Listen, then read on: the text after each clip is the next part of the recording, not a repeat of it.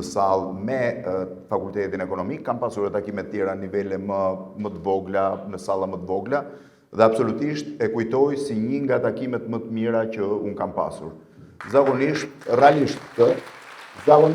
unë kam çdo muaj, ndonjëherë edhe më shpesh, për shembull këtë muaj më ka qelluar të jem sot këtu, e njëjtën e ardhshme, të mërkurën e ardhshme do jem në Universitetin e Gjirokastrës, me datë 21 në Universitetin e Elbasanit, në aktivitetet të tjera, dhe zakonisht në të gjitha takimet me student, kam preferuar që t'i bëj me pyetje përgjigje, sepse është më interaktive, dhe nga ana tjetër është dhe një mundësi që ju të bëni pyetjet më provokuese të mundshme, ato pyetje që mund të jenë edhe kuriozitet, po ndoshta edhe një lloj shqetësimi për secilin prej jush. Nga ana tjetër, jam pak në shtëpi, sepse kjo është një nga vendet ku unë kam shumë kujtime, po njëkohësisht kam rrënjët e karrierës time. Kur them kam rrënjët e karrierës time, është se unë mbaj mend që eksaktësisht në këtë sallë, unë kam përjetuar një nga takimet më të bukura të jetës time, një takim të studentëve të Universitetit të Tiranës në prill vitit 1990 me Ismail Kadaren, dhe unë kam qenë atëherë një nga organizatorët dhe ula në krahati dhe kjo më dha një entuziazëm, ende kam një foto të atij takimi në atë kohë, dhe njëkohësisht këtu ka qenë dhe vendi, jo eksaktësisht salla, po të gjithë sallat e kësaj godine, ku është zhvilluar greva urisë së studentëve të shkurtit vitit 1990 për të hequr emrin Enver Hoxha Universitetit, nga lindën pastaj edhe të gjithë po them protestat në të gjithë Shqipërinë edhe sollën ndryshimet politike të vitit 90. Natyrisht që ato filluan qytetin studentin dhjetor, por në shkurt kulmoi këtu me një sakrificë studentëve, gati 3 ditë të plota në grevurie, 723 studentë në atë kohë, 723 thuaj se hynin dhe dilnin, ishte pak rrumuj, siç ndodh gjithmonë. Kështu që është një vend familjar për mua. Që mos ta zgjas dhe mos i marr kohë me kujtime, se zakonisht kur arrin moshën time fillon kthehesh mbrapa dhe do të shkosh sa më thellë për t'u përshtatur ose për të ardhur në moshën tuaj, kështu që kujtime kam plot. Le ta bëjmë me pyetje përgjigje, e di që në fillim pyetja e parë është pak më e sikletshme, kush do ta bëj, se duket jam i hapur për çdo lloj pyetje, mos keni asnjë lloj vetfrenimi, çdo gjë që lidhet me karrierën, me politikën, me udhëtimet, me gazetarinë, me çdo gjë që unë mund të flas. Natyrisht ka fusha për muzikën, s'di t'ju përgjigjem, për ndonjë gjë tjetër, po për tema që lidhen me atë që unë kam një lloj ekspertize, edhe emisioni ma ka lejuar këtë sepse detyrohem të merrem me tema të ndryshme, mund të flas. Kush do ta bëj pyetjen e parë? Po. Ja, filloj këtu dhe pastaj bashkë. Përshëndetje, shumë kënaqësi që keni ju këtu ballë. Shumë faleminderit që studentorëve, pedagogëve, pedagoges. Unë do ta nis me pyetjen por çfarë që do të jepë studentët e ekonomisë që do të hyjnë në media? Që duan të hynë në media në shkuptim, bën gazetar. Shiko, gazetaria ekonomike për fatin ton të keq në raport me volumin që ka ekonomia dhe fuqinë që ka ekonomia është fare foshnjore, do më thënë ka shumë pak gazetar ekonomik. Nëse ka gazetar që merren me politikë nga mëngjesi në darkë, në fakt struktura e shoqërisë, edhe struktura politike ka ndryshuar ndjeshëm në vitet e fundit. Në fillim të viteve 2000, biznesi, po marr biznesin dhe ekonomi, nuk ishin faktor jetik në politikë. Ishin më shumë njerëzit që merreshin me politikë, njerëzit e medjave, njerëzit që kishin po quaj përqasje publike që dilnin. Ndërkohë sot, tani po flas për raportin e medias, të biznesit me politikën, biznesi është një element deciziv edhe në zhvillimet politike. Nuk ka ekzistuar. Ju duhet keni parasysh një gjë. Në hierarkinë e po quaj shoqërisë shqiptare të viteve 90, kishte një pozicion që mungonte. Në qoftë se politikan kishte, politikan monokrom, pra një partijak se nuk mund të kishte pluralizëm. Në qoftë se media kishte, media e kontrolluar, gazetar pa mundësi të shpreshin lirë, po ekzistonte si strukturë. Kishte shkrimtar, kishte mësues, kishte pedagog, pra gjithsecili me kufizimet e veta që vinë nga një sistem totalitar, nuk kishte biznes, nuk ekzistonte.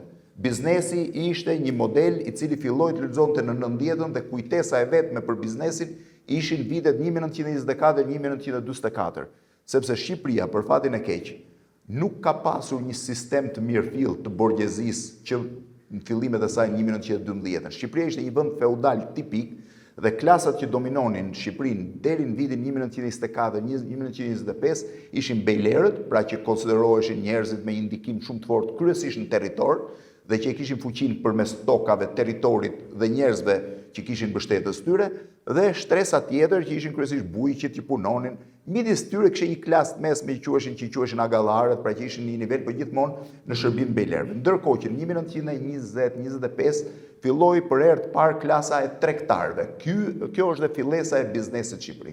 Tregtarët ishin njerëz që blinin, shisnin dhe futën një model të ri, sepse deri atëherë nuk kishte tregtar masiv. Kishte zejtar dhe zanatçi. Zanatçi që kishte një dyqan ai nuk mund të quhej tregtar, pra nuk mund të quhej biznesmen.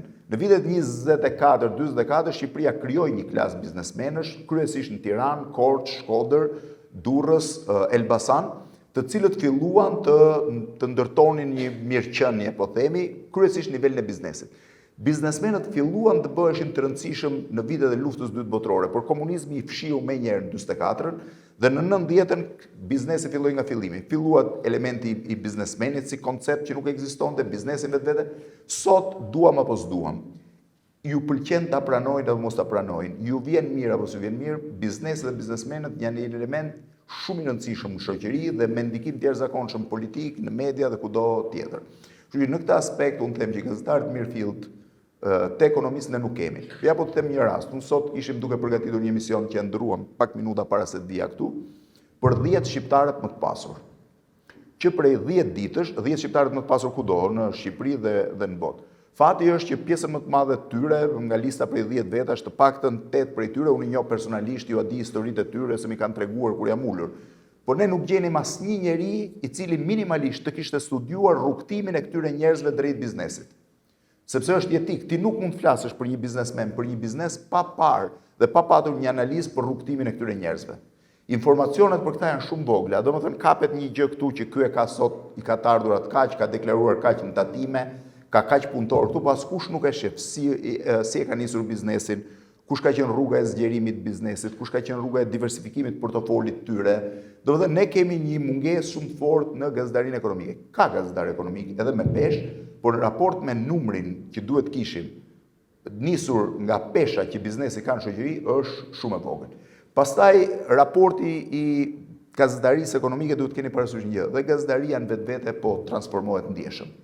Në qoftë se 20-15 vjet përpara ishin 10 gazetarë që mbanin peshën kryesore, ja dhe ishin 150-200 gjithë Shqipërinë, sot ti ke 2.200.000 sa janë shqiptarë ke gazetarë, mjafton të kesh celularin me vete, dhe po të vini re, dhe ky nuk është fenomen shqiptar, ky është fenomen i përbotshëm, po të vini re dhe po të keni qenë vëmendshëm për luftën që po ndodh midis Shtetit Bashkuar të Amerikës, Izraelit dhe Iranit, nuk bëhet më fjalë, ti nuk pret më mediat klasike, Fox Newsin, CNN-in, të hynë brenda BBC-n, Al Jazeera-n, të hynë brenda Iranit për të marrë imazhet. Ty të vinë imazhet nga vetë qytetarët e Iranit. Nuk janë gazetarë, po bëjnë një mision gazetaresk, por në të njëjtën, por në një mënyrë perfekte, disa prej tyre madje edhe më emocional se sa gazetarët vetë. Kështu që sot mos prisni vetëm formën klasike të gazetarisë, gazetari është çdo gjë.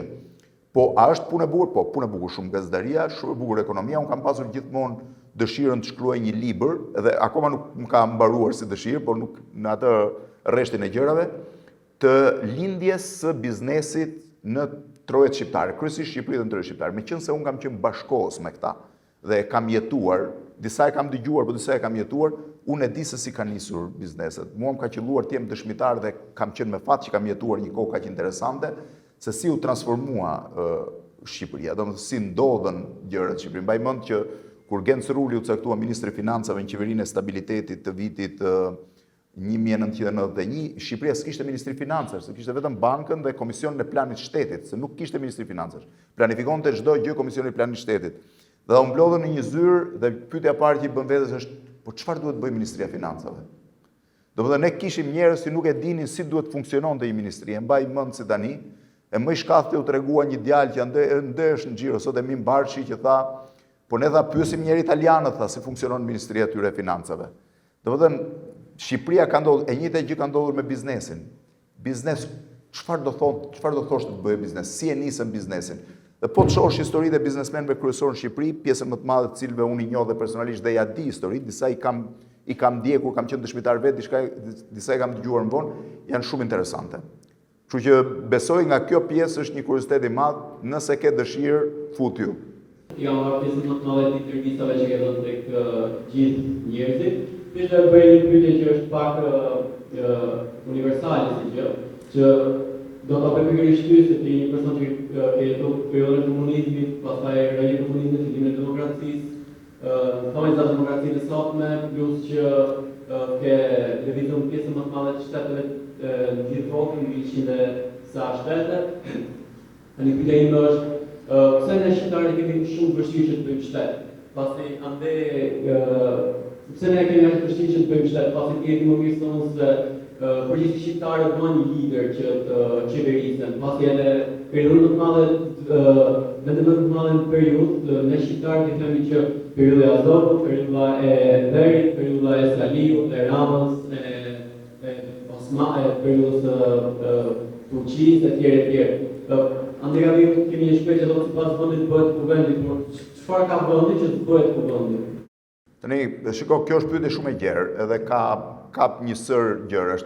Nuk jam dakord me atë idenë që vetëm ne bëjmë shtet, ka shumë shtete tjera që kanë probleme tyre. Tani po ta kap në gjën më të mirë që mund të bëj unë, se nuk jap dot përgjigje shterruese për këtë gjë, se gjithsesi eksperjenca ime është kjo dhe ekspertiza ime. Ne kemi një problem me vonesën historike. Ky është problemi i vërtetuar. Pra Shqipëria është vonuar historikisht gjë që i ka dhënë kosto në historinë e saj dhe në ecurinë normale të saj. Pse them Shqipëria është vend i vonuar? Shqipëria ishte vendi i fundit që doli nga Perandoria Osmane në nëndor të vitit 1912, kur ndërkohë territorialiteti që e lidhte Perandorinë Osmane me pjesën europiane të saj, pra që kishte mbetur vetëm Shqipëria në atë kohë, u ndërprek komplet. Forcat greke dhe bullgare pushtuan Selanikun, pushtuan manastirin dhe pjesa e Shqipërisë që kishte mbetur ende në Perandorinë Osmane nuk kishte më lidhje territoriale me Perandorinë Osmane. Ne ishim të fundit. Dhe duke qenë të fundit dhe duke marrë pjesë në luftën ballkanike jo si fitues, po si në pjesën e ne paguam koston ton jo të vogël.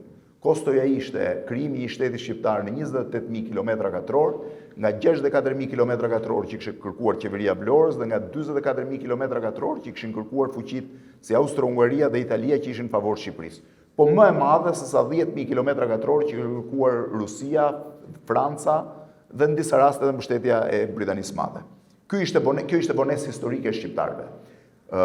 Rilindja kombëtare shqiptare që ne marrim si pikën fillestare të saj e ciklikën e Naum Veqilharxhit është në 1848, mos gaboj, që është shumë e vonë krahasuar me rilindjen kombëtare të vendeve të tjera, qoftë të Rumanisë, qoftë të Bullgarisë, qoftë të Serbisë, shumë më herët Greqia që ka fituar pavarësinë 1824, mos gaboj 22-shin, tani nuk e kujtoj eksaktësisht, por gati 100 vjet, 90 vjet përpara nesh. Ne kemi qenë të vonuar në momentin e ndryshimeve në vitin 1989. Shumë vonuar. Shqipëria ishte vendi i fundit që doli nga bloku komunist dhe u hap, po themi, ndërkohë që ne duhet ishim të parët, sepse ne ishim shkëputur nga Bashkimi Sovjetik që në vitin 1960. Kjo ishte prap një dritë shkurtësi politike shqiptare, dhe për këtë unë bëj përgjegjës lidershimin politik të saj kohë, kam diskutuar disa herë me Ramiz Dalin këtë, ai dhe pranonte dhe se pranonte, por që ky është një gabim fatal. Në qoftë se ne do të kishim bërë hapa para 6 muaj përpara hapjes, pra jo në dhjetor të vitit 1990 në mars të 91-shit, madje në mars 92-shit kur tamam ndryshoi regjimi, po do ta kishim bërë këtë ndryshim, po themi në 89-ën, pak para Ceaușescut, ne do ishim antar të Bashkimit Evropian përpara gjithë vendeve të tjera. Kështu që dritë shkurtësia e një lidershipi politik, edhe mos dia e shoqërisë është, ne kemi pasur një problem në rrugën tonë integruese që jemi prap të fundit, sot dhe s'duhet ishim të fundit, ne nuk kemi punë pse të renditemi me ish Jugosllavinë, është çmenduri, ne jemi futur në një rreth me Serbinë, me Malinezi, me Maqedoninë, me Bosnjën, të cilat janë vendet ish Jugosllavisë që nga viti 1991 deri në vitin 1999 pati luftë. Pra ne nuk kishim asnjë, ne ishim në një rresht me Rumaninë dhe Bullgarinë dhe duhet ishim antar të Bashkimit Evropian në 2007. Prap kostot i kemi tonat, sepse në 1997 ne thyem ecurinë normale të integrimit tonë. Në 96 ne ishim më të preferuar për Bashkimin Evropian, se duke qenë vend i vogël nuk kishim nevojë të përshtasnim shumë gjëra, nuk kishim nevojë të ndryshonim shumë ekonominë, ndodhi në 97 në lëmbrapa. Kështu që në këtë aspekt është një problem i shoqërisë shqiptare. Nga se vjen, nuk di ta them se nuk kam hyrë në një analizë kaq thellë dhe s'ta bëj dot, por natyrisht lidhet me një gjë, me mungesën e një formimi dhe arsimimi më të mirë total të shoqërisë se sa kanë pasur shoqëritë e tjera. Ne e përdorim atë fjalën që dia është gjëja kryesore, arma më e fortë, arsimi është arma më e fortë, nëse do të ndrosh botën, thoshte Nelson Mandela, dhe unë mendoj që nëse një shoqëri do të ecë përpara, zhvillimi i shoqërisë varet me mesataren e formimit përgjithshëm të kësaj shoqërie. Për fatin tonë të keq, vitet e fundit, dhe unë këtë edhe me bindje, Shqipëria ka hapa mbrapa në nivelin e përgjithshëm kulturor, ne mund të kemi njerëz gjeni në high-tech, ne mund të kemi biznesmen spektakolar, ne mund të kemi trafikantë të niveleve botërore, por ne nuk kemi njerëz me kulturën e dur, dhe këtë e kam vënë re gjatë kohës që vdiq Kadareja. Kështu që ne mund të shesim dhe të blejmë me fitime, ne mund të ndërtojmë pallate shumë bukura, ne mund të jemi leadership në ndërtim, por ne do të mbetemi mbrapa në nivelin kulturor të përgjithshëm, dhe kjo të jep kosto afatgjata më të mëdha se çdo gjë tjetër. Kjo është bindja ime, qofsha i gabuar. Kështu që ky është problemi i dytë që ne kemi. Për sa i përket pasaj nivelit sotëm, se dëgjoj dhe po dalte pyetje tipike që më bëni, po jo politikanët, po ky po ai. Tani politikanët nuk bien nga qielli. Politikanët i nxjerr kjo shoqëri. Politikanën e voton kjo shoqëri. Politikanin e pranon kjo shoqëri. Shoqëri të cilat kanë standarde morale po flasim se ligjore shkon në burg. Standarde morale të ndryshme nuk pranojnë që ti t'ju bësh këto gjëra. Nuk pranojnë as ta manipulosh. Domethënë duhet keni parasysh, ka shoqëri në të cilat momente të caktuara kur dikush ka tentuar reagojnë me miliona njerëz në rrugë. Shoqëria shqiptare nuk reagon dhe ky është defekti ynë, nuk është defekt politik. Thash, çdo gjë këtu është një gjë që prodhohet nga vetë shoqëria. Para disa kohësh pa të bërë një sondazh për një 5 vitesh, kryesisht për shikueshmërinë. Dhe midis tyre bëm 2 teste shumë bukura, që ishin me shkrim. Ishin me fokus grupe, 64 persona. Ju thoshim që korrupsioni është i mirë apo i keq. 93% thoshin i keq. Kur i bëje pyetje nëse dikush ty të mbaron në punë ose i mbaron në punë, do i merrje apo do i jepje lek, 83% thoshin po. Pra korrupsioni për secilin në Shqipëri është një gjë që e bën tjetri, nuk është një gjë asnjëherë që e bën ai vetë. Edhe pse pa dashje gjithë secili e motivon këtë gjenerator që çon përpara dhe prodhon dhe çon përpara korrupsionin.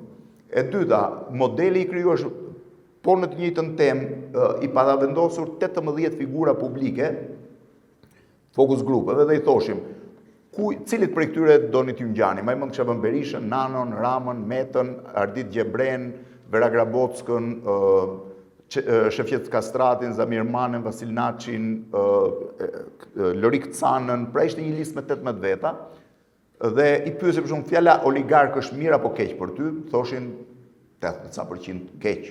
Kur i pyesë kuj do t'i ngjani, 2 të parët që kishin model kishin Zamirin dhe Shefqetin. Pra këtu ka një mungesë edhe të sinqeritetit dhe të mënyrës shikimit të gjërave. Kjo kontradikt shikimin e gjërave, ky kaos është problem. Vura re dje kisha një emision që nuk mendova që do kishte në një interes shumë të madh, por për kuriozitet që lidhej me këtë paketën e maleve. Gjëja që më bëri më përshtypje ishte që niveli kulturor i shoqërisë shqiptare është shumë i dobët. Sepse ti ju a jepje përgjigjen për një pyetje dhe ai të bënte eksaktësisht të njëjtën pyetje. Pra tregon që aftësia absorbuese analitike është në nivele shumë të ulta. Kjo karakterizon shoqëri problematike. Në të gjithë botën ka, po jo në këto nivele. Ky pastaj është një problem afatgjatë i Shqipërisë. Është problem arsimimi, është problem i raportit me lirinë që ka pasur Shqipëria. Unë kam një tezë tjetër. Unë mendoj që Shqipëria ka vuajtur historikisht nga izolimi dhe vetë izolimi. Në vitet e Perandorisë Osmane ne ishim të izoluar gjeografikisht. Shqipëria ishte vetmja zonë e Perandorisë Osmane që nuk kishte tren. Nuk kishte rrugë kryesore shumë, sepse ishim periferit Perandorisë. Është si me thënë sot 2 skajet e Shqipërisë. Në kohën e mbretërisë ne krijuam një lloj prosperiteti, po prap na bllokonte izolimi, nuk kishim rrugë komunikimi, se s'kishim trena. Në vitet e komunizmit ne u vetë izoluam. Mbas rënies komunizmit ishte izolimi që vinte nga mungesa e vizave. Ne 15-16 vjet kemi që kur u hoqën vizat që kemi një mundësi lëvizje më të mirë. Izolimi është një nga dëmet më të mëdha që mund t'i bësh një shoqërie. Pastaj, për sa i përket zhvillimit ekonomik, me që dalim tu, nuk është Shqipëria jeton kohën e saj më të mirë.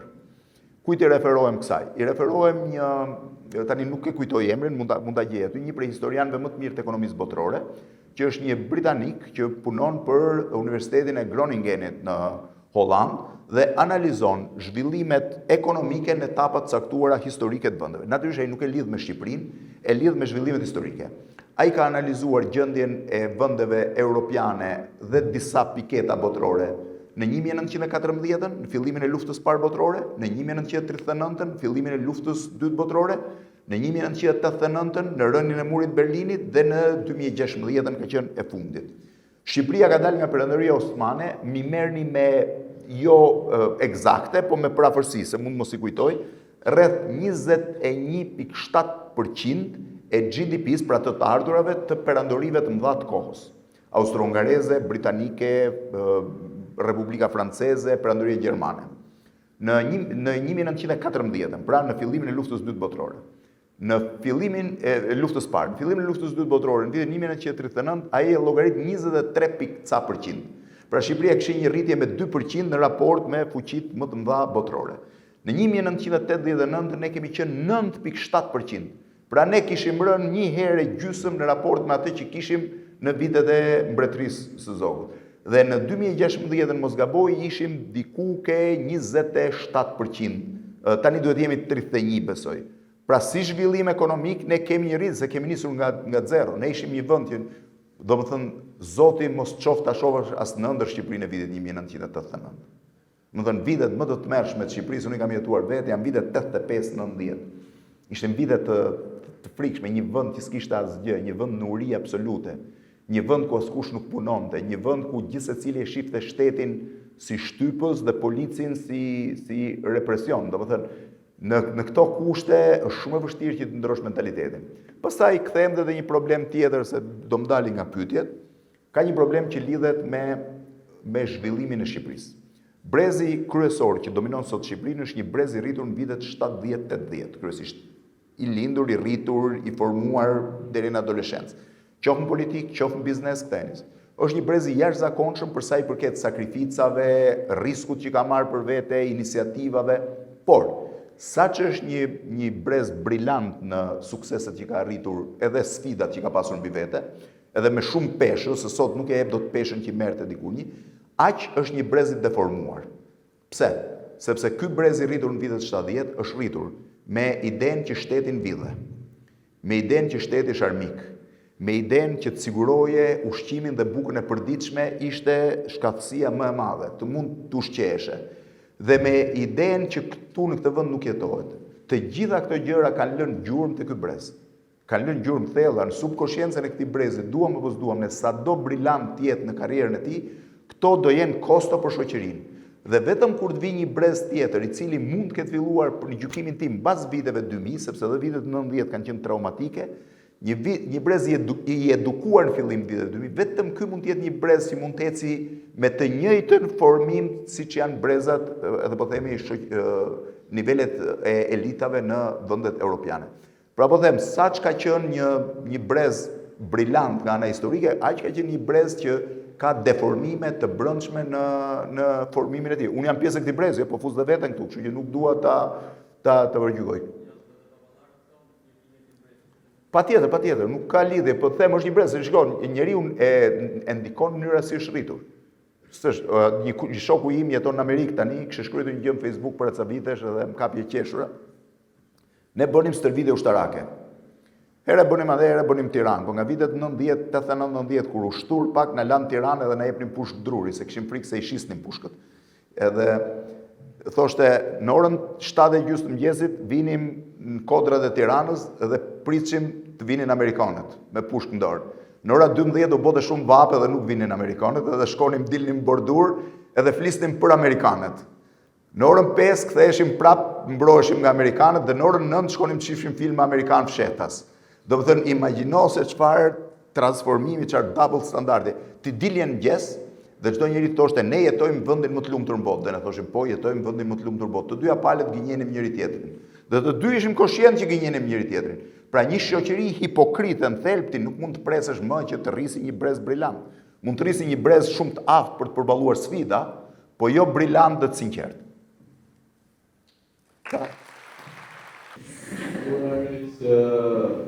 Analizën tënde që vënd të pyetje për idealin e parë, edhe pikërisht si do të jetë Tirana. Të dy merrni shembull që Shqipëria ka qenë komunizëm, në kërë komunizmit dhe sa doli dhe kështu. Ne marrim shembullin më të mirë që është gjysma e Berlinit. Nuk e di që si qenë të murat të pjesa për shembull në Berlinit. Dhe 29 ditë para se të bëni protestën e studentëve, ke qenë 20 veç, keni qenë 21, mos gabova, kur ndodhi protesta e studentëve në Shqipëri. Dhe 29 ditë më para ka ndodhur prishja e murit Berlinit. Dhe nëse ajo që thoni ju është e vërtetë që jo kemi qenë shumë gatati, jo kështu, jo ashtu. Pse atëherë nuk arrit ta dallosh ndryshimin e gjysmës së Berlinit që ka qenë në komunizëm dhe gjysmës tjetër që ka qenë në demokraci. Domethënë, aty kam qenë, prandaj po them, kam qenë e kam parë dhe nuk arrit ta shohësh ndryshimin. Dhe Stalini ka qenë shumë herë më keq se Verhoxha. Merret që ka parajër Verhoxha ka qenë afër. Dhe shkosh aty ti nuk e shef dot ndryshimin e pjesës që ka qenë në komunizëm dhe pjesës që ka qenë në demokraci. Po që thjesht tu në Shqipëri ti shef akoma ndërtesa që janë me muret e Verhoxhës, domethënë akoma i ka rrojë të thellë. Sa që nuk marrën asë ndimin që ti heqin, ti zhdukin pjesë që kanë qenë nga komunizmi. Domethënë nuk është shumë e vështirë, ne kemi gati 40 vite shtetë. Dhe sa e vështirë do ishte, te pjesa që për vendet ishin izoluar, sa e vështirë do ishte për 40 vite, për shqiptarët, domethënë jam shumë i lumtur, jam shumë i sigurt që çdo shqiptar do ishte më i lumtur të pagonte një taksë më shumë, që të bëjë një rrugë nga Veriun dhe ju. Domethënë kaq duhet. Sa vite do të duhesh në Shqipëri? Që ta bënte. Tani një pyetje. Ta marrë edhe këtë të vazhdoni, se shoh që përgjigjet e jepni shumë gjata dhe i kaloni anë. Po i bën ti pyetjen më të gjatë, po ha. Po. Ti vetë gjithë amerikët se kur përgjigjen shumë gjatë dhe ndoshta nuk vjen të bëj pyetjen tjetër. Dhe marrim shembull edhe Kosovën. Kosova kur doli nga luta. E shef infrastrukturën e Kosovës shqiptare. Ato kanë njëjtën rrugë me ne. Kur dolim ato, kur dolim ne. Kur dolim ne kishim si në 50 rroba minimale. Kështu që nuk nisëm nga zero, kemi pas gjëra që ka pasur Verhoxha, që ka pasur nga komunizmi i Stalinit. Kemi pas, nuk kemi qenë zero, që thjesht vjedhim. Kjo është tash. Dalin politikana që kanë linje akoma me komunizmin, si Palluku. Sërgjyshi Sali ka qenë komandant kraj gjatë i Verhoxhës.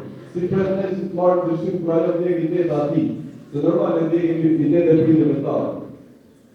Si pretendent që të bëhet një shtet ku kemi akoma politika që kanë qenë të gosë komunizmit. Ndërkohë që në shtetet tjera të komunizmit, politikanët e komunizmit janë dënuar dhe nuk kanë shanse që shkelin më te parlamenti aty shtetit që ka dalë në demokraci.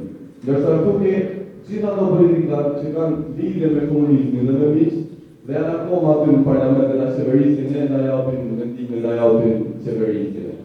Prandaj ky është ide që jemi shumë të avash, por nuk jemi të avash. Thjesht kemi akoma rrënjët e komunizmit që është me qeverisin.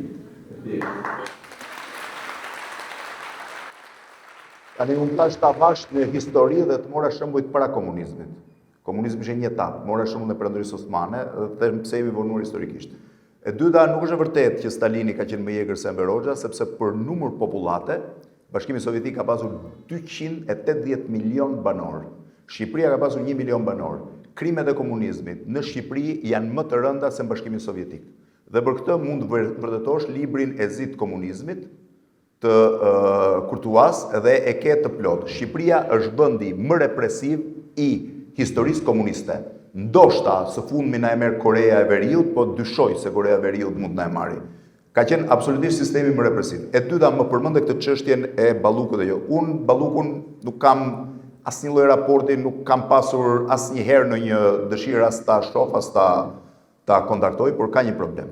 Unë jam rritur në një sistem komunizëm që unë isha i shënjuar për keq. Familja ime ishte një familje e madhe, nuk është se kishte pasur ndonjë problem të madh, po ishte një familje e pasur e madhe që kishte ndikuar në historinë e Shqipërisë. 2 nga stërgjyshit e mi janë firmtar të aktit të pavarësisë në Vlorë, gjyshi tjetër ka qenë ministri i brendshëm në kohën e 20-24, pra në kohën e demokracisë, aq demokracisë sa ishte shqiptare, një katragjyshi ishte antar i Këshillit të Lartë. Në vitet e komunizmit ne ishim të shënjuar si njerëz që konsideroheshin të përsekutuar, pse? Vetëm se kishin qenë të pasur. Asnjë kriter tjetër. Dhe jo vetëm kaq, po jo vetëm gjyshja ime, jo vetëm mamaja ime, po dhe unë 3 breza, ne ishim të dënuar, po. regjimet totalitare, regjimet e pa drejta merren me biografi. Në vitin 1987 unë kam shkuar në shkollë, unë dhe shumë tjerë, dhe shumë njerëz tjerë, fal një fraze që Ramiz Ali në atë kohë i shpëtoi pa dashje. Dhe mbrapa kam diskutuar shumë herë me të. E pyetën sepse nuk i jepnin në shkollë njerëzve që vinin nga familje që nuk i konsideronin komunistë dhe besnikë të tyre. Dhe e pyetën Ramiz Alin për këtë dhe ai tha pa dashje, mbrapa e kam pyetur disa herë, ai nuk e ka pasur tezë, i ka shpëtuar në momentin e dur, që nëse ne mas 45 vjetësh komunizëm nuk kemi arritur të edukojmë prindrit dhe fëmijët që dalin nga shkolla me frymën tonë dhe mendojmë që janë akoma të ndikuar nga gjyshrit e tyre, atëherë pas ka dështuar komunizmi. Kështu që nëse janë nxënës të mirë dhe nëse janë student mirë, le të shkojnë në shkollë. Me këtë u hap dera për një numër personazhesh që sot janë dhe personazhe shumë të rëndësishëm, edhe në biznes, edhe në politikë, edhe në tjera që shkuan në shkollë. Me që përmendë Zamir Manen. Zamir nuk shkonte dot në shkollë, se kishte biografi të keqe. Shkoi fal kësaj deklarate të Ramiz Alis në atë kohë. Po fal kësaj deklarate kam shkuar unë. Është e patolerueshme fare, unë nuk ta pranoj dot, që në vitin 2026 ti të më thuash pse mbesa e njërit që isha atëherë mund vi. Ti sot do matesh me bazë naftësisë, personi duhet jetë i ndershëm, po që hajdu të shkojnë në burg, duhet jetë korrekt dhe duhet bëj karrierë. Se nga vjen, se i kujtësh, se nipi apo djali kujtësh, kjo është e patolerueshme. Kjo është totalitare dhe i takon vetëm komunizmit. Unë që kam jetuar në komunizëm nuk ta pranoj kurrë këtë. Ti nuk vuan kurrë mëkatet e babait tënd. Ti nuk vuan kur as mëkatet e vllajt tënd. Kjo mendësi tribale që ne kemi që të shohim me fis deri në brezin e 7 nuk është e drejtë. Ti mund të jesh një individ brillant, ti mund të jesh njëri shumë i ndershëm, vllai yt mund të shkojë të merret me drogë pse ti do i vuash pasojat? Babai yt mund të jetë një njeri që nuk ka asnjë mundësi, është një njeri që punon me ndershmëri të madhe tokën dhe ti mund të bëhesh një star nesër. Çfarë lidhje ka? Pse si do mohosh babain ti? Në gjë. Ti mund ta kesh babain në burg sot dhe ndërkohë je brillant në shkollë dhe bën karrierë. Ti do bësh karrierën tënde. Ideja e shikimit të njerëzve me biografi është absolutisht mbeturinë e viteve të komunizmit. Dhe po ta them edhe një herë. Tani po i shkoj pak kësaj idesë se dhe ne jemi të gjithë hajdut. Ka një zgjidhje. Para disa ditësh më shkruante dikush në Facebook, në Instagram, në këto mesazhet private, thoshte të lutem ngrije pak zërin se në Fier është nami, se e kam votuar 4 herë Edi Ramën, po s'm doli ashtu siç ishte. Po pse unë kam fajin që voton 4 herë dhe kërkon llogari mbrapa. Po nëse e ke votuar 4 herë, ti je përgjegjësi kryesor. S'ka asnjë formë tjetër të ndryshimit përveç votën. Nëse ti votën e shet, nëse ti votën e shpërdoron, nëse ti votën e hedh për miqësi me njërin e me tjetrin, nëse ti votën e hedh se ta kërkon kushëriri, se ka vendin e punës apo ja kërkon drejtori, në mënyrë absolute ti ke shpërdoruar votën tënde, ti ke shpërdoruar të ardhmen tënde. Kujt ja kërkon ti votën? Si që nga kjo që unë e hedh votën se marr në i lek, apo e hedh votën se bëj në i nder, po ai tjetri ta hedh i ndershëm. Jo, gjithsecili hedh votën e tij ashtu si duhet. Dhe shkruaj. Tani të kthehem te Berlini me që përmendë Berlinin. Jo vetëm që e njoh Berlinin, po kam qenë i ftuar në ceremoninë e 5 vjetorit të rrëzimit të murit Berlinit në 1994, nga ceremonitë më të mëdha. Ka qenë akoma Helmut Kohli kancelar, ka qelluar që të jem edhe në ceremoninë e 20 vjetorit të murit Berlinit, ku ishte dalja e tij e fundit që doli me karrocë. E para njerë nuk është e vërtet që Berlini lindor dhe perëndimor nuk dallojnë. Dallojnë ndjeshëm. Nëse e ke shëtitur gjithin, dallojnë ndjeshëm. E dyta, në momentin e bashkimit të Gjermanisë, Gjermania perëndimore, dhe ky ishte modeli tipik i dallimit të zhvillimit ekonomik socialist që ishte Berlini lindor dhe Berlini perëndimor që ishte zhvillimi. Aty u tregua e përsia absolute e demokracisë dhe e sistemit kapitalist në raport me sistemin socialist. Kështu që në momentin e hapjes, Gjermania perëndimore ka paguar 100 miliard Deutschmarka vetëm bashkimit sovjetik që të tërhiqte ushtarakët nga Gjermania lindore dhe të ndërtoheshin shtëpi për të mbajtur oficerët dhe ushtarët gjerman që ishin vendosur rus që ishin vendosur në Gjermaninë lindore. E dyta, Gjermania mori një vendim që është vendimi më i vështirë në historinë e shekullit të 20 në bankat. Mori vendimin që marka e Gjermanisë lindore dhe marka e Gjermanisë perëndimore të barazoheshin midis tyre edhe pse në vlerë ishin 1/17. 1/17, si të thua ti sot që 1 lek do jetë $1. Nuk ka. Vendimi u mor vendim politik. Humbja e Gjermanisë konsiderohet disa 10 miliard. në këtë 100 miliard, domethënë në këtë gjë. Dhe ishte një vendim që Helmut Kohli ka dalur, unë kam ndjekur për ditat, ishte situatë emocionuese.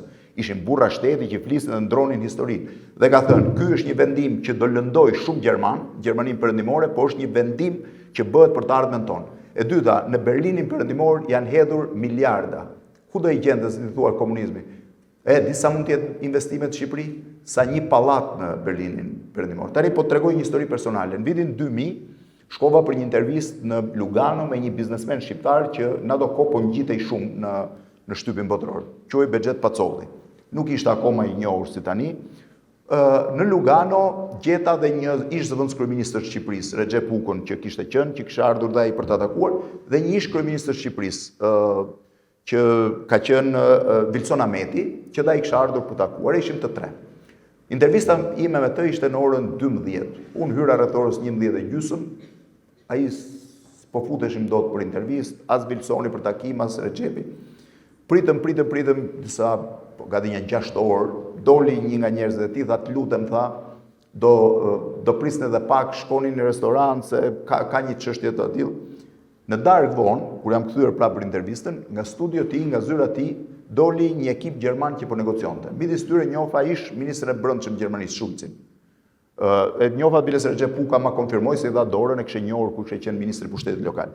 Kishin ardhur për një projekt që negocionin me Pacollin, i cili dështoi më pas, për të rregulluar fasadat e pallateve të Berlinit lindor, të cilat ishin me modelin sovjetik, për t'i kthyer në model perëndimor. A dhe e di sa ishte investimi? 12 miliard dollar. Vetëm makjazh pallateve. Tani ti thua zdallohet Berlini perëndimor, Berlini lindor. Berlini lindor janë hedhur miliarda. Në gjithë Gjermaninë janë hedhur miliarda. Dhe çfarë ndodhi? Prap ka zhgënjim. Prap ti e di që e majta ekstreme në Gjermaninë lindore ka marrë vota dhe ka qenë jo pak problematike dhe pastaj ka çuar në AFD-n aktualisht që rrezikon të kthehet në forcë e parë në Gjermani, pikërisht për këtë ndarjen ti ndes sot në Gjermani 37 vjet mbas rrëzimit murit Berlinit, ti akoma gjen gjerman që thonë jam lindor apo jam perëndimor. Nuk është kaq e thjeshtë që ti shlyesh plagët e të shkuarës. Ndes sot, dhe këtë mos ma thuaj sepse shkoj rregullisht dhe flas me ta. Dhe gjithmonë pyes, je lindor apo perëndimor? Dhe nuk ta marrin për fyri, këtë thon po, ose thot familja ime ka qenë në Berlinin lindor. Tani nuk është kështu si thuhet. Edhe Gjermania lindore ka pasur probleme të mëdha. Lexo kujtimet e Angela Merkel, që do të tregon se çfarë ka ndodhur natën e rrëzimit të murit Berlinit. Jo rrëzimit, po natën që u hap muri Berlinit. Pra në vitin 1989, në ndorë vitin 1989. Dhe ta shohësh që kur dolën Berlinin perëndimor nuk kishin lek për të folur me telefonin me qindarka për të lajmëruar familjen që ishin Berlinin perëndimor. I mori perëndimi, gjithë ju i ftoi për të ngrënë. Ajo thotë që gjithë ëndra ime ishte të shkoja dhe të shifja si ishte një Mac burger. Donte të shifte në McDonald's si ishte, se nuk e kishte parë kurrë në jetën e saj. Dhe kur e shijova tha, mu duk një gjë pa shije. Thënë, flasim për dy botë të ndryshme. Po është shumë kollaj ti shohësh botët nga jashtë, është ndryshe kur i ke jetuar ose kur i ke studiuar. Merë kontrollo tani në ChatGPT sa janë investuar në Gjermaninë lindore nga Gjermania perëndimore, që të flasësh pasaj për diferenca. Dhe ti shif sa janë investimet në Shqipëri. Se the Enver Hoxha ne na ka lënë. Enver Hoxha ne nuk na ka lënë asnjë gjë rentabël, asnjë të vetme. Po të them sot, e gjithë industria e kohës komunizmit, po janë vetëm hidrocentralet, që dha ato me probleme. Cilën?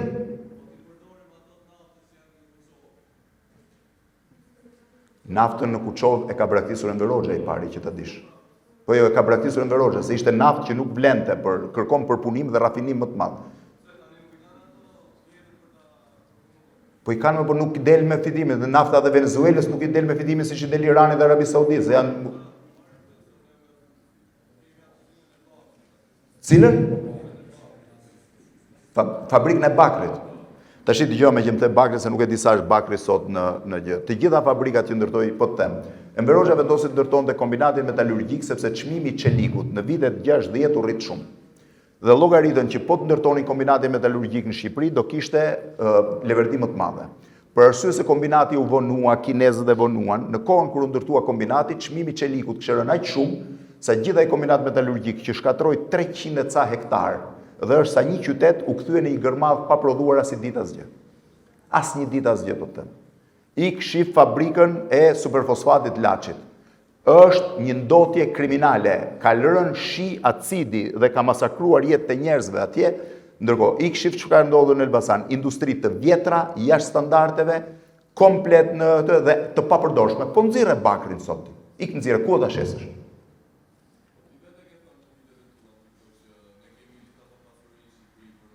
Unë s'të kam thënë për mineralet kur. Se mineralet janë treg. S'të kam thënë kur s'm ke gjetur ndonjëherë me mineralet, kem thënë kemi gjetur ato pasuri. Unë kam tezë tjetër, por unë jam ekonomist, kështu që mos më merr mua për të mirëqenë për këtë gjë.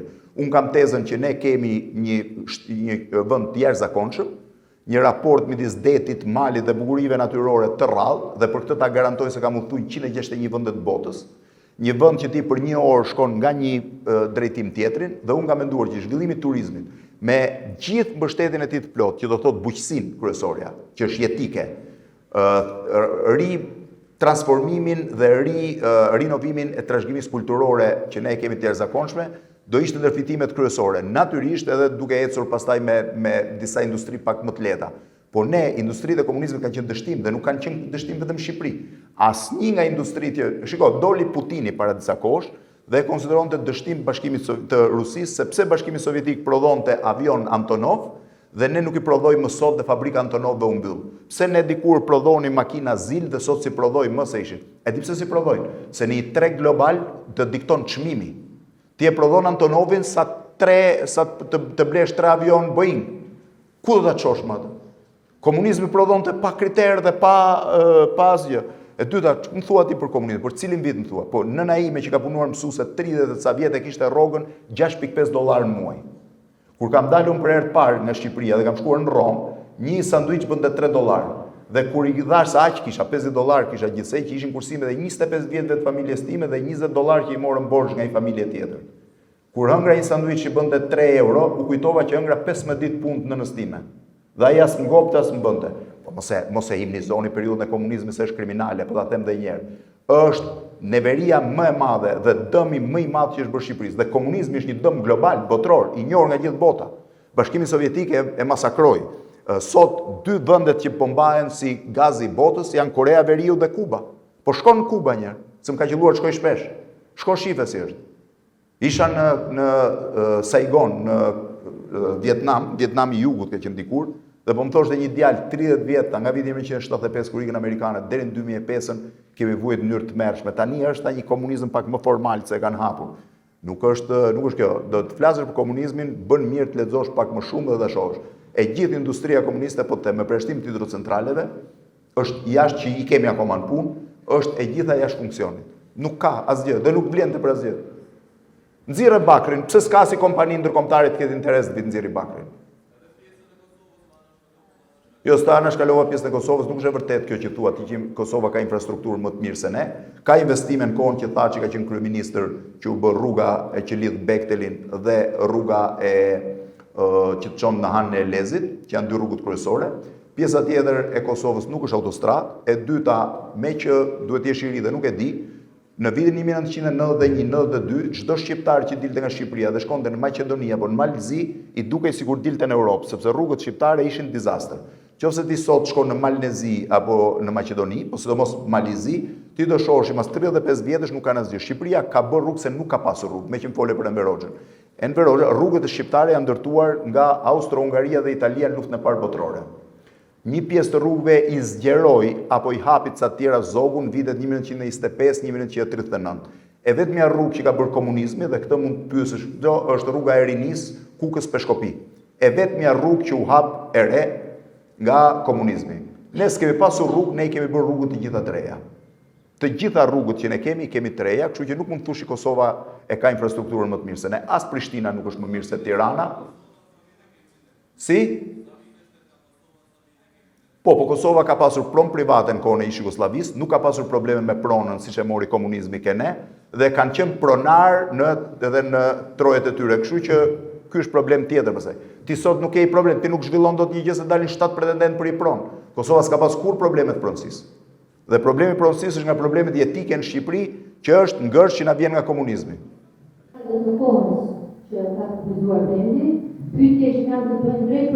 Jo, çfarë doni, mos i lëri çfarë doni. Jo, çfarë doni, jo, s'është. Për te informime që Blendi ka dhe ju mendoni që ne mund ta kampajnë orë të tëra këtu, unë mendoj që për të mbaroj aktivitetin do të thonë që kisha për pyetje për të bërë ato. Kështu që jam mundësi sa më shumë studentëve që të bëjnë pyetje të shkurtra në mënyrë që Edhe po përgjigjem do më shkurt, po. Kush është? Unë po ta bëj shkurt fare pyetjen. Dihet si fenomen prej vitesh është si fenomen shqetësues dhe shumë i përfolur në shoqërinë sot, prej rinisë që ikin nga Shqipëria. Disa thonë që ikin prej pamundësisë këtu në Shqipëri, disa thonë që nuk kemi turim. Tani sipas jush kjo bëj një pyetje. Se mendoni se shoqëria po ikin nga Shqipëria, nga pamundësia që kemi në shtetin tonë, apo sepse shoqëria jonë rinia sot nuk ka turim? Tani unë do t'jap opinionin tim, nuk mund mos jetë mendime finale. E para është një fenomen tejet problematik dhe shqetësues për Shqipërinë në raport me të ardhmen. Nga ana tjetër unë mendoj që të rinjt të ikin një periudhë kohë dhe të kthehen ju bën vetëm mirë, nuk ju bën keq, sepse njohin një shoqëri tjetër, njohin parametrat, njohin si funksionon shoqëria. Sa më shumë të informuar të jemi, sa më shumë njohje të kemi, aq më mirë është, po me shpresën që do kthehen, sepse nëse qëndrojnë atje është një problem. Unë kohët e fundit e kam ndruar pak mendimin tim, unë mendoj që shoqëria shqiptare nuk është friendly me të rinjt. Sot një njeri që do të nisi një karrierë e ka thuajse të pamundur të jetojë me standardet që ai pretendon, sepse ne them dhe vazhdimisht ne themi apo po ne kemi jetuar më keq, ne kemi pasur ky kriter nuk vlen. Nuk vlen të krahasoj unë jetën time para 35 vjetësh me jetën e vajzës time. Dhe u shoh që rritja e çmimeve, sëmos paratë e pista e kanë vështirësuar ndjeshëm mundësinë e të rinjve për të punuar këtu. Që do thotë, një njeri që merr një rrok të mirë, po e quajt mirë, 1 milion lekë po e marr, dhe janë çift, marrin të 2 milion lekë. Me çmimet e shtëpive sot e kanë shumë vështirë të marrin shtëpi, e kanë shumë vështirë të bëjnë pushime. Dhe njerëzit sot jetojnë me Instagram, jetojnë me një botë të hapur, shohin se si jetojnë tjerët, nuk mund t'i kërkosh gjithmonë të jenë gjithkohon me sakrifica. Kështu që unë mendoj që Shqipëria duhet të ketë politika, nuk di të them çfarë, se nuk jam në këtë nivel, duhet të ketë politika për të përmirësuar standardin ekonomik ose t'ju lehtësoj të rinjve mundësinë e startit drejt karrierës tyre. Në këtë aspekt besoj që po bëjmë gabime fatale, po ky nuk është vetëm fenomen shqiptar, Kroacia e ka po aq të fortë sa ne, Bullgaria e ka më të fortë sa ne, Kosova e ka shumë problematik sfundmi, nuk e di për Malinezi, nuk kam informacion. Serbia si? Ballkani Perëndimor gjithë ka dhe një problem, që ky është problem vrastar për ne. Për arsye të mungesës së krahut punës në Europë, ti e di që Europa po plaket, të rinj nuk punojnë shumë, kanë pasur një mirëqenie materiale nga vitet 60, 70, 80, nga prindrit e tyre dhe tani punojnë me renta, të japin një apartament me rentë kështu. Europa Perëndimore do kërkojë njerëz punësuar. Për arsye të afërsisë kulturore me Ballkanin Perëndimor do preferojnë një kroat, një bosnjak, një malazez, një shqiptar që shkon në Gjermani brenda vitit duket si gjerman. Domethënë kulturalisht nuk ka diferencë. Një njeri që vjen nga Pakistani, nga Sri Lanka, nga Bangladeshi, kulturalisht do ketë gjithmonë të vështirë integrimin në shoqërinë gjermane. Kështu që këto shoqëri, mora Gjermaninë, po dhe Franca dhe Britania, këto shoqëri gjithmonë do thithin nga Ballkani Perëndimor, krahasimi me rroga është i pamundur. Çfarë do të bëjë Ballkani Perëndimor? Nuk konkuron dot rrogat e Gjermanisë apo të Zvicrës. Kështu që ky fenomen është, prandaj ne duhet marrim politika sa më të shpejta që ta ndalojmë këtë fenomen, se ta ngadalsojmë, se për ta ndaluar kemi për ta ngadalur. Por që është plagë në gjykimin tim. Po. Sipas jush, duke qenë se jeni mjaft të suksesshëm në Surinam dhe gjithashtu jeni shumë njerëz të suksesshëm. Cilë mendon ti si pasionarin tuaj që është qesi i suksesit për ndërhyrje? Shiko, unë kam thënë gjithmonë se unë kam rastin tim konkret. Nuk e di a është rasti më i mirë. Unë i kam besuar instinktit tim dhe gjë si kam dashur. Nuk e di a më ka dalë mirë apo më ka dalë keq, po besoj që më ka dalë mirë. Domethënë gjithmonë kam pasur instinktin tim. I madh për shembull dhe kjo duhet të jetë dilema secilit për ju para se të vinte në shkollë. Më thoshte çfarë do bësh ti, do shkosh ti në letërsi.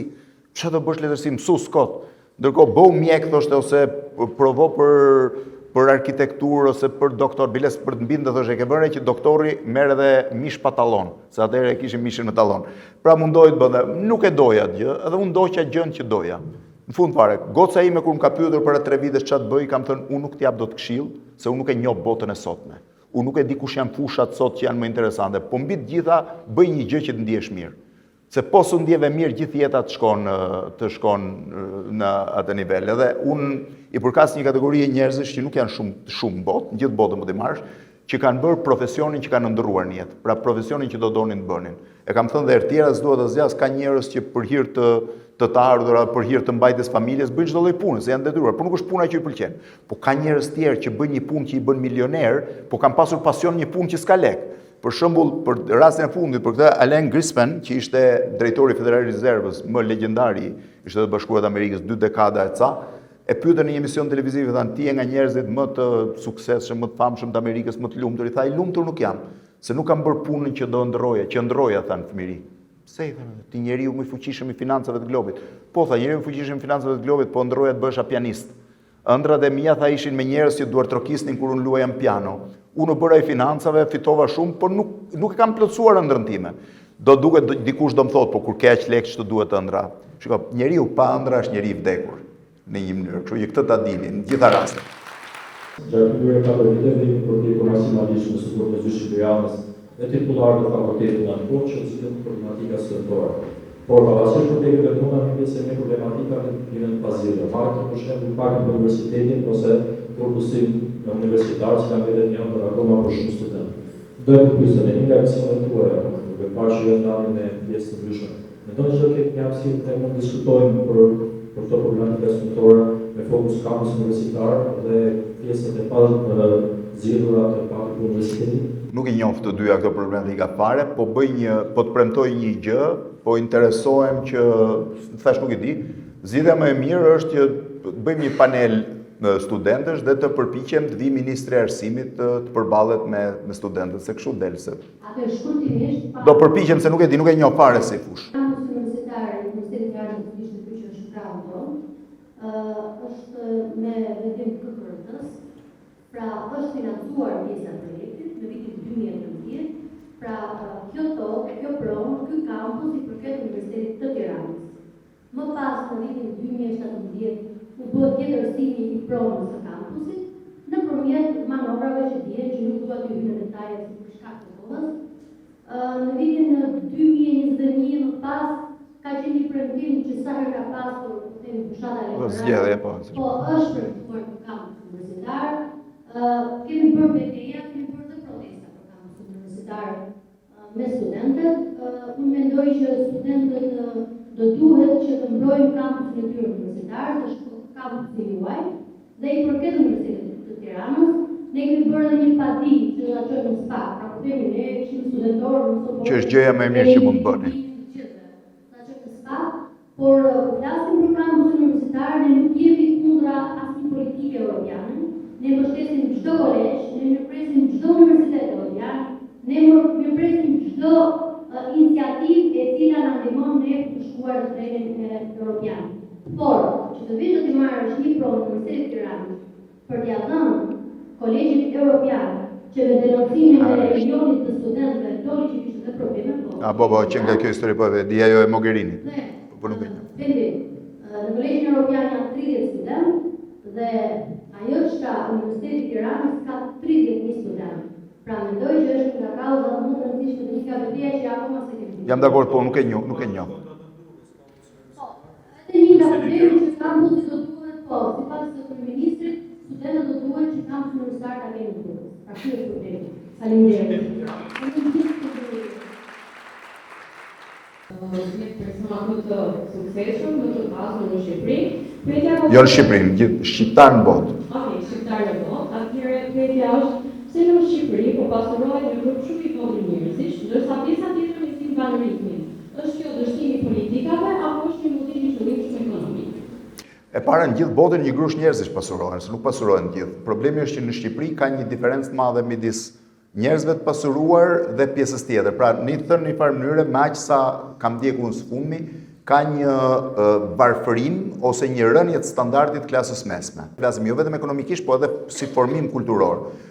Kam përshtypjen që kjo vjen për arsye të rritjes shumë të fortë të çmimeve në Shqipëri, edhe grumbullimit të shumë gjërave në pagduar. Biles unë e shoh pozitive tani që disa nga biznesmenët e mëdhenj në Shqipëri kanë filluar të dalin të investojnë jashtë, sepse në fundit të ardhurat që kanë, po të fillonin të investonin gjitha në Shqipëri, do merrnin punët e disa tjerëve që do ishin më të vegjël, se kanë mundësi financiare më shumë, likuiditet më shumë, të paktën po shkojnë jashtë, është vërtet që ikën një pjesë e parave shqiptare jashtë, po të paktën lejohet tregu të jetë pak. Këtu duhet parë tek politika, unë kam qenë kundër taksës progresive, për shembull, më është dukur një budallëk që në fillim, por nuk është një fushë që unë mund të t'jap përgjigje, se duhet ishe një ekonomist që të fliste më sa. Unë e konsideroj të politikat e përgjigjshme të qeverisë këtë reduktim të klasës mesme që është jetik edhe për demokracinë, jo vetëm për ekonominë. Është një si për me që kemi përballë personalitetin më të madh të gazetarisë në zonë, por politika sepse nga semana e OTS, vetëm e pak një mundë shumë se tjerë. Atëherë ju thash që deputetët ose ministrat duhet të vlerësohen pas të aftësive të tyre, për këtë pjesë kam shumë dakord. Unë personalisht mendoj që politika shqiptare ka arritur në lumin e saj më të madh të gjitha kohët. Në lumin e saj më të madh. Dua të bëj një pyetje. Në bazë të aftësive, a mund të më thoni një aftësi të deputetës madhështore që ka dalë i zgjedhur tani si që sapush? Me shifrat e saj dhe me çdo. Se njoftë, kush është kjo? Po pra, pikërisht deputeti e PS-s, e Partisë Socialiste. Kush ishte kjo? Po, jo. Me shifrat e saj 300.000, 4.000, po deri 1.500 vjeçar mund të artikulojë më mirë se ajo. Flasna për krah, flasna në krah tjetër, me të famshme ngritjen e flamuaj nga Skënderbeu e njëra tjetër në dorë. Pra pyetja ime është kjo, a mendoni se politika shqiptare ka arritur në lumin e saj dhe kjo ka përcaktuar në drejtimin e vet? Varet me kë krahason lumin. Ditë them që në 35 vitet e pluralizmit politik, niveli më i ulët që ka pasur klasa politike është ky i sotmi që kemi. Kështu po flas për 35 vite. Nëse më pyet për komunizmin, them që ka pasur edhe më lum se sa ky niveli politik. Nëse flasim për demokracinë, nga dhjetori i vitit 1990 deri tani absolutisht është niveli më i ulët i mundshëm. Ka disa arsye sipas meje. E para njerë po të shosh parlamentin e vitit 1991-92, ti do shosh që pjesa më e madhe, jo pjesa më e madhe, por 99% deputetëve janë njerëz me një formim, me një karrierë brillante në fushën e tyre që vendosën të kontribuonin dhe në politikë, pasi kishin arritur majat në fushat e tyre. Të kujtoj që në parlamentin e vitit 1992 vetmi person pa diplomë ishte Sabri Godo, që ishte më i zgjuar se sa dha ata që ishin në studio. S'kishe marrë diplomë për arsye. Ndërkohë ti sot ke mbritur në një nivel absolutisht bazik. Po thash edhe një herë, ky nivel bazik i politikës vjen nga ulja e nivelit përgjithshëm kulturor të shoqërisë. Se ti më përmend deputetën, po sa vota ka marrë deputeti? Këta njerëz që kanë votuar, kanë përgjegjësi? Përgjegjësi më parë ka kryetari. Po patjetër kryetar, po shiko kryetari, ne në vitin 2008 ndryshuam kushtetutën duke i lënë fuqi absolute kryetarëve të partive të marrin vendime. Ndoshta unë nisëm dhe unë kam menduar atëherë që do ishte më mirë për të shmangur banditët dhe kriminalet nga hyrja në garë, sepse në garë drejt për drejt në zona majoritare ata fitonin, duke qenë se kishin mundësi bandit njerëz 10.000 vota ju duheshin fitonin. Por në fakt rezultoi më keq, sepse kryetarët e partive e kanë kryer një parti të unifikuar. Tani kryetari i partisë e vë për arsyet vetat. E vë se do të bëj zhurmë, e vë se do të zhvlefsoj modelin e politikanit, e vë se do të thot ministrit që je i barabart me këtë, nëse nesër nuk ë, por ka një gjë tani, ju jeni tri. Unë se me që më përmendi Liriana çështjen e protestës studentore. Unë kam qenë i pari që shkova dhe protesta për kuriozitet, nuk shkova as për të folur as për bërë, vetëm për kuriozitet. Dhe e pashin ditën e parë ishin pak kaotik, kishin hallin e pagesës, po pastaj u konsoliduan me mendim të qartë. Kur erdhën në studio kishin mendim të qartë politik.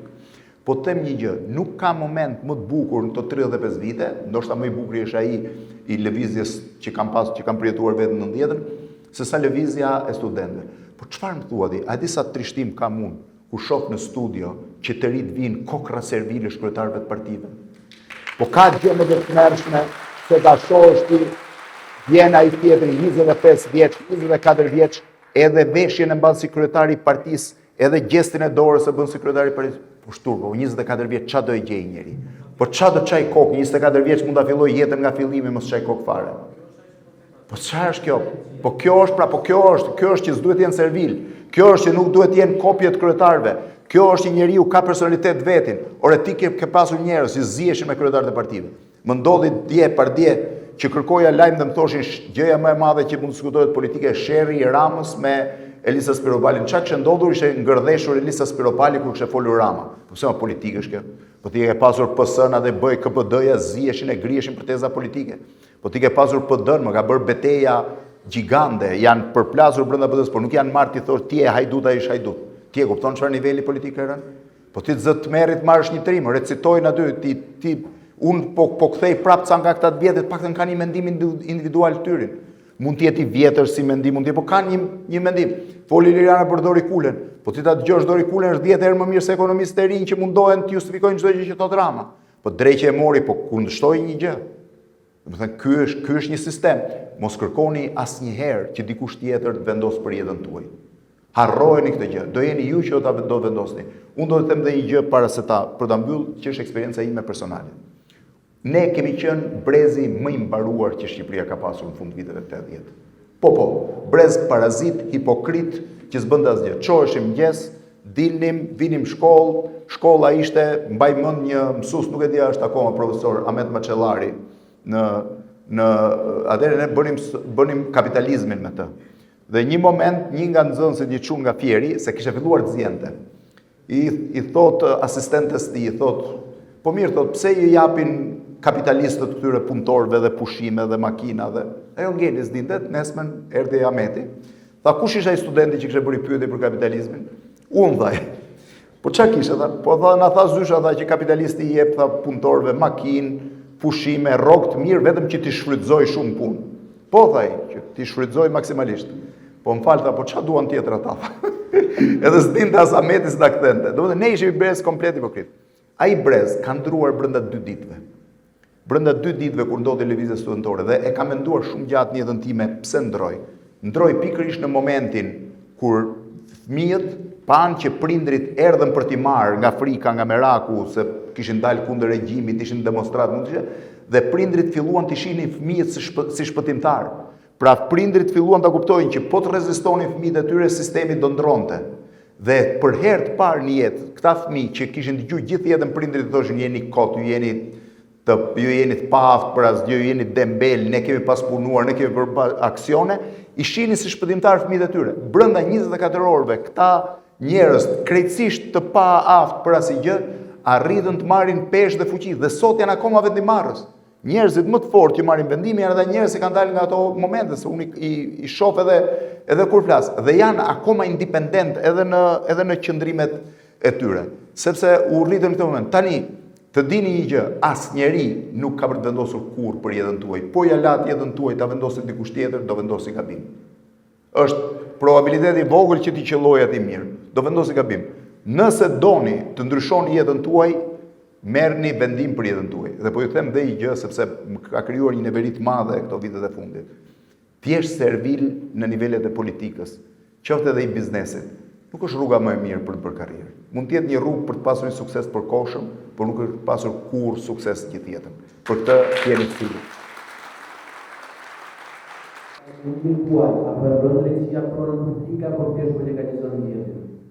Këtë s'di ta them se duhet parë rast pas rasti, nuk mund të flas dot në përgjithësi. Un kam kritikat e mia për sistemin e drejtësisë, e kam thënë që me preshtim të SPAK-ut që ka një sukses, pra struktura e SPAK-ut, pjesa tjetër e reformës në drejtësi ka qenë katastrofë në raport me qytetarët. Mendimi im. Edhe një të fundit, po. Ja, ndalesha pak të karriera jote, duke qenë se ke një karrierë kaq të gjatë në media, dhe të pyes se cili ka qenë momenti i vështirë ose sfidues që ju kam përmirësuar ju më shumë si profesionist dhe si person. Jo, nuk di, moment vështirë nuk di, speso se kam pasur një jetën time moment vështirë, kështu si thonë, edhe momentet bukura kam pasur shumë. Momenti që më ka ndryshuar mua jetën time personale është 19 ori vitit 1990 paraditja. Kam qenë duke ardhur në shkollë, në atë kohë takohesha me Ben Blushin tek Ministria e Jashtme, bënim rrugën, patjetër s'kishte as telefon, as celular, as gjë, kështu që linim një orar për afër, dhe nëse 5 minuta njëri nuk ishte aty, tjetri vazhdonte për shkollë. Mbaj mend atë ditë kam ardhur deri tek rruga Elbasanit, dhe rruga Elbasanit dëgjova thirrje. Më shkoi një herë mendje fjala demonstrat kot komunizmit ishte gati e pamundur. Edhe nxitova, kur nxitova pash gocat e vitit parë të fakultetit të letërsisë, unë isha në vit 4, që po zbrisnin poshtë dhe më thanë demonstratik. Natyrisht unë nxitova më shpejt, dhe kur ju afrova liceut, erdhën disa makina IFA quheshin ato, makina ushtarake, nga të cilat hidheshin ushtarë të armatosur me lopata xheniere dhe shkopa gome, ushtarë me skafandra,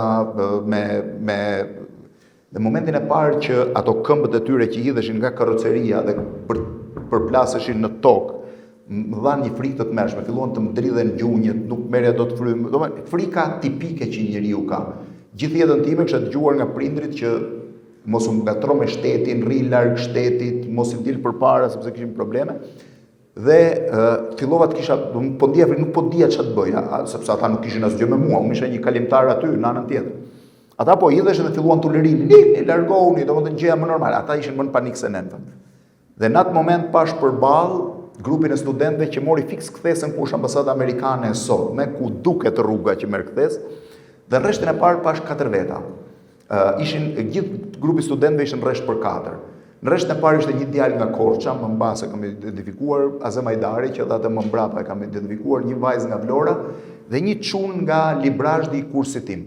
Ishte çuni më i urtë që kishim në kurs. Kur në 4 vite se kisha dëgjuar të fliste, kur në 4 vite se kisha dëgjuar të bënte protagonistin, kur se kisha dëgjuar të merrte në një të rikte më shumë vëmendjen, ishte gjithmonë i heshtur, i qetë, me problemet e tija, dhe e pash në rreshtin e parë ishte shtrënguar se të 4 vetët shtrëngoheshin në krah me njëri tjetrin që mos ikte asnjëri, të mundoheshin të mbani njëri tjetrin, dhe kam si tani të fiksuar nga sikleti kishte shtrënguar nofullat. Momentin e parë që e pasha të çunin, po them frika miku, kalova nga pjesa e mbrapme, sot nuk është më midis rezidencës italiane sot me ambasadës amerikane, nga mbrapa dhe u futa në rresht. Dhe 2 orë gjysmë si kam ndetë në demonstrat, kanë qenë 2 orë gjysmë më të bukura të jetës time.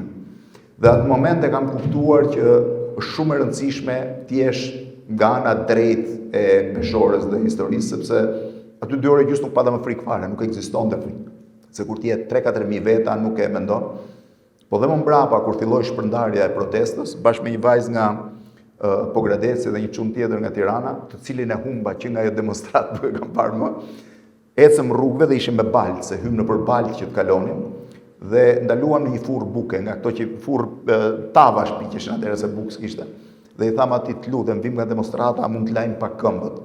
Edhe ai si në ato filmat e komunizmit me ilegal, nxori një herë kokën pa majtës djathtë sa futuni, dhe tha, t'ju pres një byrek, tha, se e di, tha, kush familje nuk thot gjë për ju.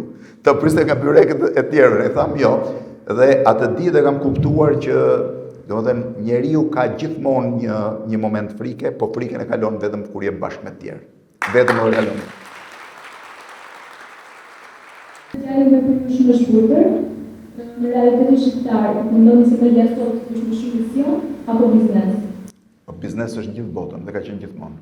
Absolutisht. Por natyrisht nuk jam të ndara.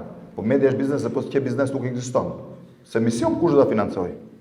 Domethënë media është biznes në gjithë globin. Dhe media nuk është biznes vetëm në vende totalitare që e mban shteti për interesat veta. A është mision pasaj që është biznes e sigurt? A është mision? Është një mision, po diku misioni dështon, diku shkon përpara pastaj, nuk mund të është. Po keni parasysh një gjë, se dëgjoj shumë të çështën e medias. Sot media është relative, nuk është më media e para 20 vjetëve. Sot secili nga ju mund të jetë një media në vete, sot rrjetet sociale kanë peshë, po shifja një kronik të Fox Newsit para ca ditësh në Florida, kishte shkuar gazetari dhe pyeste në plazh njerëzit për luftën në Irak. Në Iran, dhe vuri re që pjesa më e madhe, 75% njerëzve nuk ndiqnin më fare media, ndiqnin rrjetet sociale dhe informoheshin nga rrjetet sociale. Kështu që mos i ngatrojmë dhe këse ndodhe shumë njerëz. Unë kam bërë një dallim. Nuk e përzjej përmbajtjen e emisionit me përmbajtjen time në rrjetet sociale. Në rrjetet sociale merrem më shumë me promovim personazhesh, vendesh, historish. Dhe më vjen njerëz që më thonë, të pash në televizor thotë që isha atje, dhe nuk kam qenë në televizor atje, është në Instagram. Pra mos e bëni ngërçin që njerëzit ngatrojnë median me Instagramin, tani po i ngatrojnë rregull, po nuk janë e njëjta gjë. Kështu që mos ngatrojnë influencerët me median, janë dy gjëra të ndryshme.